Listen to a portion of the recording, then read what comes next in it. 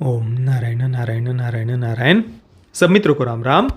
दोस्तों, अभी 2 दिन पहले करण जौहर ने मेरी क्रिसमस फिल्म को लेकर जो एक पोस्ट की थी, उसको लेकर सोशल मीडिया पर काफ़ी चर्चा हुई है। आपने भी कहीं ना कहीं से उसके बारे में सुना ही होगा, तो उसी बारे में अभी हम बात करने वाले हैं।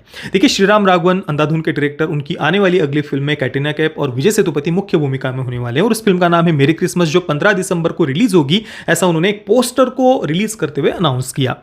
पोस्टर हालांकि काफ़ी इंटरेस्टिंग लग रहा है। 60-70 के दशक की फिल्मों की तरह बिल्कुल एक विंटेज जो कहते हैं ना शब्द, काफ़ी ऐसा लग रहा है, पुरानी पुरानी फिल्म के जैसा ही एक उन्होंने वैसा पोस्टर बिल्कुल बनाया है और साथ में 15 दिसंबर ये रिलीज डेट उन्होंने बताई।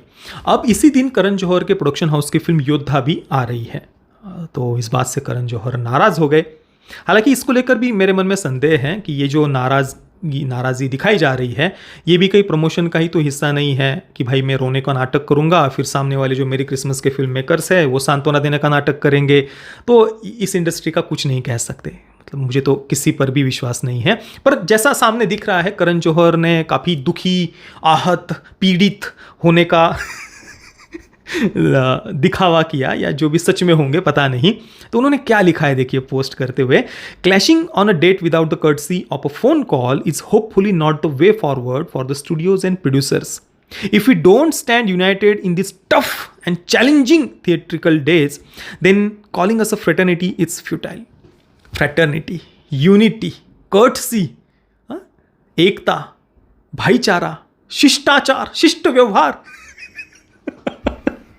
ये कौन बोल रहा है? करण जौहर। वाओ वाओ, हे भगवान, एकता, भाईचारा, शिष्टाचार, और वो भी बॉलीवुड में। अरे राम, मैं कहीं सपना तो नहीं देख रहा यार, कोई चिमटी काटो। हाँ यार, सच में हो रहा है ये। ये इंडस्ट्री जिन्होंने, देखिए मैं यहाँ पर जो अब आगे बात कहूँगा वो कि पर्टिकुलरली मैं करण जौहर को लेकर नहीं कहने वाला, ओवरऑल जैसा जो मैंने ऑब्जर्व किया है इंडस्ट्री के बारे में वो केवल मैं कह रहा हूँ।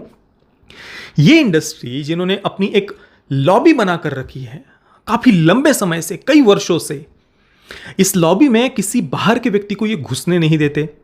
किसी बाहर के व्यक्ति को अगर किसी आउटसाइडर को अंदर घुसना है तो इनकी लॉबी के अनुसार उसको बदलना पड़ता है, ढलना पड़ता है, इनके प्रोपेगेंडा फिल्मों में काम करना पड़ता है, चाहे वो सेक्सुअल लिबरेशन हो या रेडिकल जेंडर आइडेंटिटी का एजेंडा हो या जो भी इनके भयानक से भयानक वामपंथी वोक एजेंडाज वाली जो फिल्में या कंटेंट होता है, चाहे वो आतंकवाद को जस्टिफाई करने वाला हो, नक्सलियों को ग्लोरीफाई करने वाला हो, sexual liberation, radical gender identity का एजेंडा जो भी हो, उसमें अगर आप काम करने के लिए तैयार है तब वो बाहर के किसी आउटसाइडर को अपने अंदर अपनी लॉबी में आने देते हैं। बाकी तो इनसे थोड़ा सा भी कोई अलग अपने विचार रखता है तो वो तो जैसे इनके लिए एग्जिस्ट ही नहीं करता।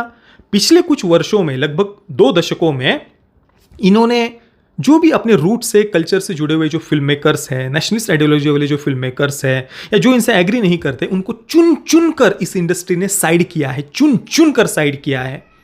ना केवल साइड किया है, उनके आत्मसम्मान को इन्होंने पैरों तले रौंदा है। उनका कैरेक्टर असैसिनेशन किया है इस इंडस्ट्री ने और उनके इकोसिस्टम ने।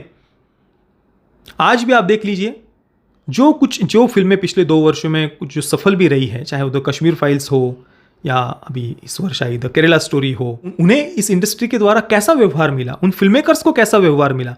कहां गई थी आपकी कर्टसी, शिष्टाचार, शिष्ट व्यवहार, यूनिटी, फ्रेटर्निटी, एकता, भाईचारा, कहां गया था आपका? बात करते हो एकता और भाईचारे की।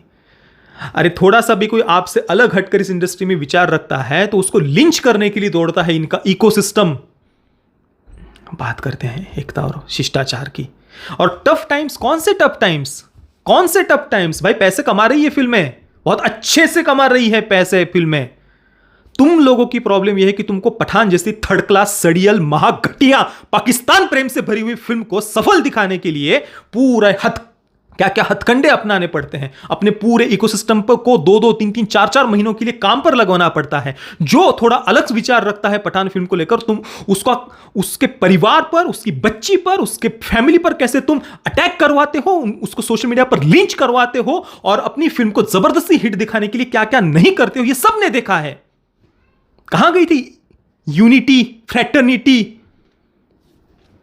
बाकी तो जो फिल्में तुम लोग सपोर्ट नहीं करते हो, पर अगर वो सही उद्देश्य से, सही अच्छी भावना के साथ में बनी हुई ना, वो फिल्में पैसे कमा रही है। कौन से थिएट्रिकल डेज के टफ टाइम्स की आप बात कर रहे हो? आपका प्रोपेगेंडा कंटेंट नहीं चल रहा, इसमें जनता की गलती है। टफ टाइम्स, कौन से टफ टाइम्स? ये टफ टाइम्स तुमने खुद अपने ऊपर ओढ़ लिए हैं। इस इंडस्ट्री ने खुद अपने पैरों के ऊपर कुल्हाड़ी मारी, और अभी भी 1% भी ये इंडस्ट्री सुधरने का नाम नहीं ले रही। 1% भी। अभी भी इनका वही प्रोपेगेंडा कंटेंट बार बार बार बार, चाहे वो ओटीटी प्लेटफॉर्म्स हो या थिएटर हो, हर जगह बस यही इनका चल रहा है। अभी भी 1% भी ये लोग नहीं बदलना चाहते। अभी भी इतना सब कुछ होने के बाद भी। और फिर बात करते हैं टफ टाइम्स की। कौन से टफ टाइम्स?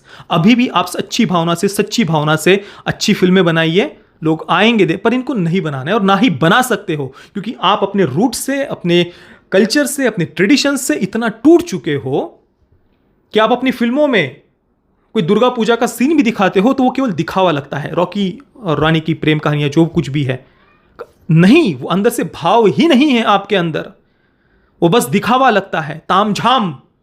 उसको भी किसी फैशन शो जैसा आप कुछ रूप दे देते हो, अध्यात्म को भी, क्योंकि वो समझ ही नहीं है ना। बात यूनिटी, फ्रैटर्निटी वगैरह की करते हैं।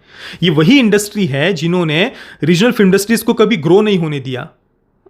क्या वो आपकी यूनिटी में नहीं आती? दूसरी रीजनल फिल्म इंडस्ट्रीज, उनको प्राइम टाइम के शोज इस इंडस्ट्री के कारण नहीं मिलते। इनके बड़े बैनर की, बड़े प्रोडक्शन हाउसेस की जब फिल्में आती है तो इनकी मोनोपोली चलती है कि हमको 80%, 85% शोज देने ही होंगे, तभी आपके चेन को, मल्टीप्लेक्स चेन को हम फिल्म देंगे, नहीं तो अगली फिल्म आपको देंगे नहीं हम। इतने % शो चाहिए ही, ये प्राइम टाइम के शो चाहिए ही, इतना टिकट रेट रखना ही पड़ेगा, इतने टिकट प्राइस बढ़ाने ही पड़ेंगे। ये क्या सुना हुआ नहीं है हमने इससे पहले? क्या करता है ये इनके बड़े बड़े प्रोडक्शन हाउस? छोटी छोटी फिल्मों को तो कभी ये ग्रो नहीं होने देते। हालांकि मुझे किसी से मतलब नहीं है, इनकी छोटी छोटी फिल्में भी ज़्यादातर प्रोपेगेंडा फिल्में ही होती है, तो उन फिल्म मेकर से भी मुझे कोई ऐसी सहानुभूति नहीं है। अगर छोटी फिल्में भी अच्छी भावना से बनी हुई हो तो लोग उन फिल्मों को भी सर पर उठाएंगे, भले ही सामने कितना भी बड़ा प्रोडक्शन हाउस क्यों ना हो, कितनी ही बड़ी फिल्म क्यों ना हो। नहीं चलेगी तो लोग नहीं जाएंगे देखने के लिए।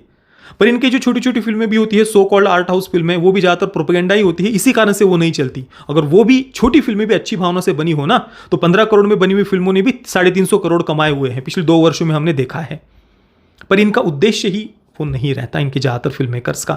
पर कहने का तात्पर्य यह है कि भाई इनकी तो हमेशा से ही मोनोपोली रही है ना, स्क्रीन शेयर पर या प्राइम टाइम के शोज पर। दूसरे फिल्मों को तो ये अंदर घुसने ही नहीं देते। तब कहाँ गई थी यूनिटी? तब आप उन फिल्म मेकर्स को फोन करते हो?